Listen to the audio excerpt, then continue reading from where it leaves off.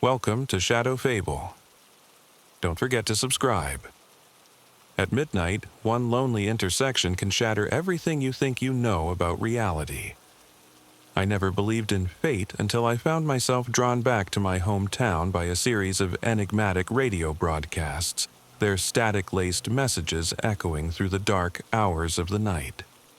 I had left this place long ago, bearing memories of service and secrets too heavy to bear.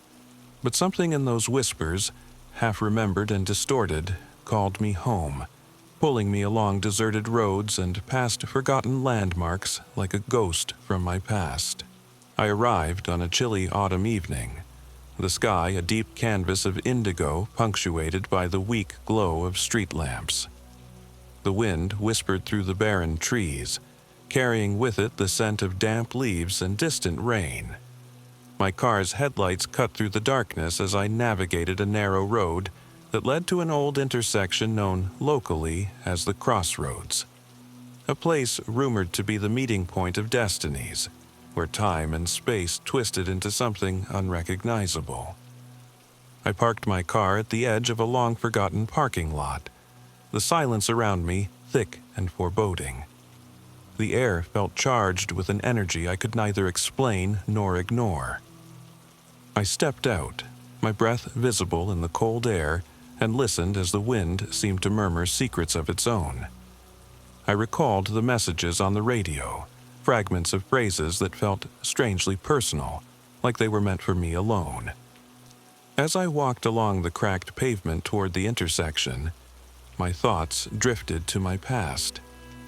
I was once a man of precision and order, a military intelligence officer trained to analyze the unexplainable and control the chaos of war. But some battles were fought within, and the scars they left were deeper than any visible wound. Each step seemed to carry the weight of those memories, the kind that never truly fade away, no matter how far one travels. The crossroads loomed ahead, a four-way junction marked by a single, weathered sign that had long since lost its original lettering. I hesitated before it, feeling as if I stood on the threshold between the world I knew and something far more unpredictable. The radio transmissions had hinted at revelations buried deep in the intersection of my past and my present, a place where the boundaries of memory and reality blurred. I set up my portable recorder and tuned into the old radio frequency, hoping to capture any fragment of the elusive signal. The recorder hissed and crackled, and then, just as I was about to dismiss the phenomenon as a mere technical glitch, I heard it, a clear, deliberate voice, speaking in a cadence that resonated with my own inner rhythm. It recited lines that seemed both familiar and foreign, words that tugged at the edges of long-forgotten memories. At the crossroads of the mind, all secrets converge, the voice intoned. The message was neither threatening nor comforting. It was simply a statement of fact that unsettled me to my core. In the days that followed, I returned to the intersection night after night. I began to notice subtle changes, the way the shadows seemed to stretch unnaturally, the low hum of an unseen presence that accompanied the whispering wind. In the quiet hours, I would catch fleeting glimpses of figures in the periphery, movements so slight they could be dismissed as tricks of the light, yet their repetition suggested something far more deliberate. The town's residents spoke in hushed tones about the crossroads, recounting old legends of a place where the veil between worlds was thinnest, where one's inner demons could take physical form, if only for a fleeting moment. Every visit to the crossroads felt like a slow descent into a labyrinth of my own psyche. Memories surfaced unbidden, the strained faces of comrades lost in missions that had torn me apart, the weight of decisions made in the shadow of uncertainty. At times, I questioned whether the radio messages were real or simply manifestations of my own haunted mind. The distinction between external influence and internal turmoil began to blur, leaving me uncertain of where one ended and the other began. One particularly cold evening, as I sat beneath the skeletal branches of a lone oak tree near the intersection, I began to record my thoughts aloud. My voice trembled as I spoke of the inexplicable connection between the broadcasts and the resurgence of memories I had long tried to forget. I recalled a mission where I had been forced to make an impossible choice, a decision that had haunted me ever since. It was as if the Crossroads had become a repository for all the unresolved tensions of my life, a physical manifestation of my inner conflicts. Night after night, the psychological tension built slowly, like the gradual tightening of a noose. I started noticing that the once familiar roads leading to the intersection took on an uncanny, almost labyrinthine quality. Street signs were misaligned, and landmarks shifted subtly, as if the world itself was rearranging to echo the chaos inside me. I began to document these occurrences in a worn leather journal, each entry a testament to my mounting obsession with the mysterious phenomenon. During one of these nocturnal vigils, I encountered an old man who seemed as much a part of the landscape as the trees. He sat quietly on a weathered bench, eyes fixed on the intersection. His presence was understated, yet he radiated an air of timeless wisdom. I hesitated, then approached him, asking if he too had felt the peculiar pull of the Crossroads. In a soft, almost imperceptible tone, he replied, "Sometimes the past finds us in the most unexpected places. The Crossroads is where our inner journeys intersect with fate." His words, enigmatic and measured, resonated deeply with my own unspoken fears. The old man did not offer any explanation beyond that, yet his brief counsel was enough to renew my determination to understand the phenomenon.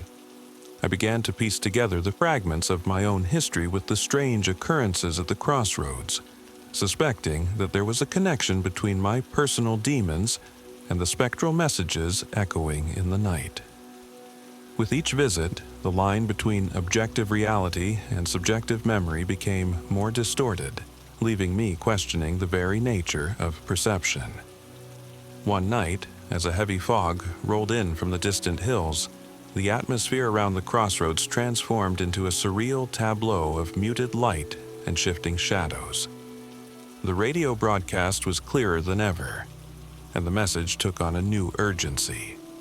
"The path you choose is not predetermined, yet it is written in the echoes of your past," the voice declared, its tone both commanding and sorrowful. As I listened, I felt as if I were standing at the precipice of a revelation, one that would force me to confront the deepest recesses of my own mind. I walked back to my car under the eerie glow of the streetlights, each step resonating with the quiet determination to uncover the truth. The fog seemed to envelop me, muffling the sound of my footsteps and the distant hum of the world. In that isolated moment, I realized that the Crossroads was not merely a physical location but a symbol of the internal journey I had been avoiding for years. It was a place where the boundaries between regret and redemption, fear and hope, dissolved into an unsettling mix of emotions.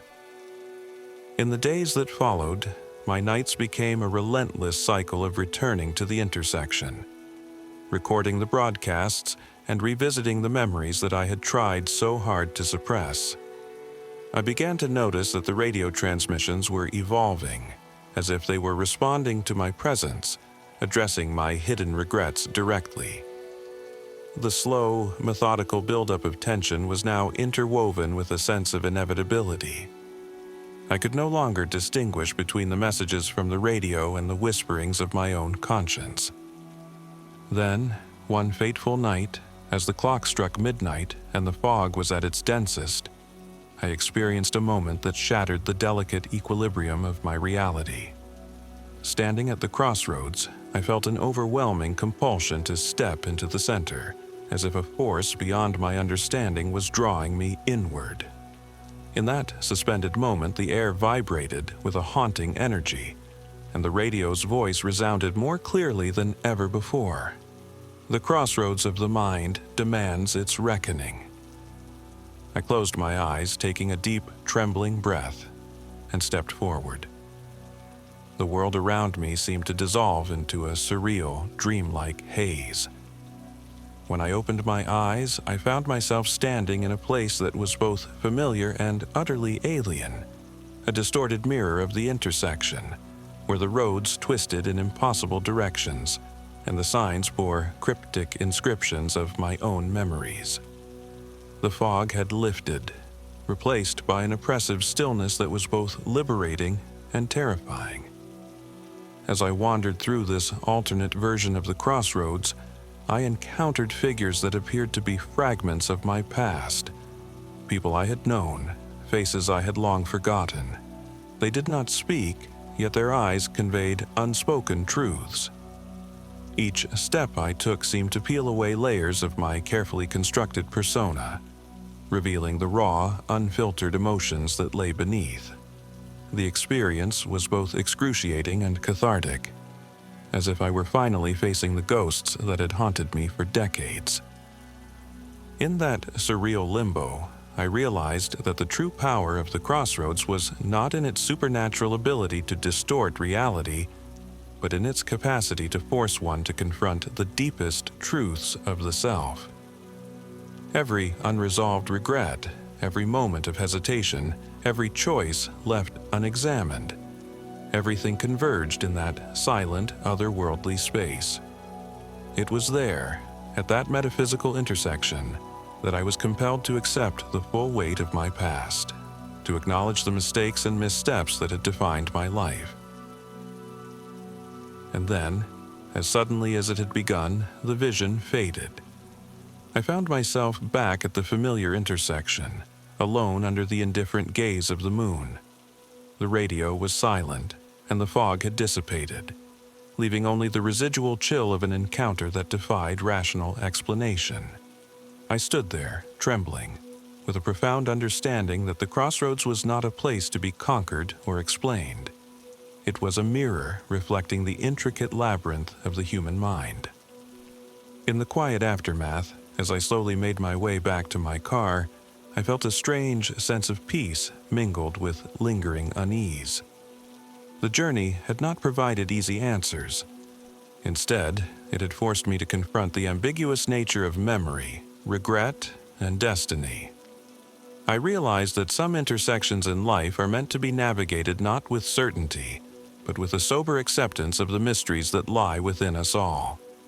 The unsettling truth was that the radio broadcasts had not been messages from an otherworldly source at all.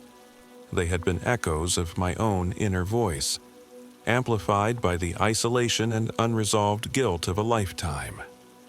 In my search for external validation, I had inadvertently invited the spectral manifestations of my own subconscious. And yet, in that revelation lay both my undoing and a faint glimmer of redemption.